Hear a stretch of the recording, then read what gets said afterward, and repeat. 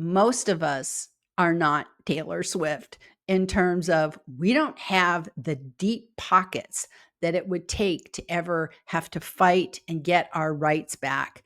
And so the takeaway really is don't give up your rights in the first place.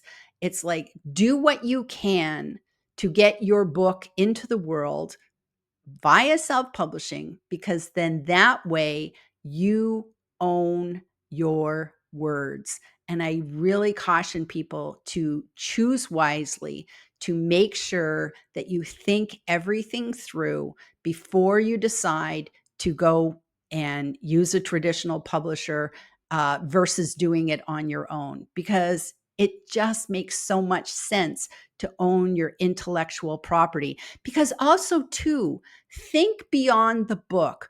What if you made a book and then you decided, you know what?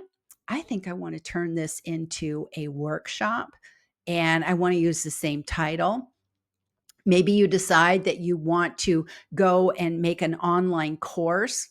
I don't know. What if you decide you want to have products that go with your book? You own everything. So always think beyond the book.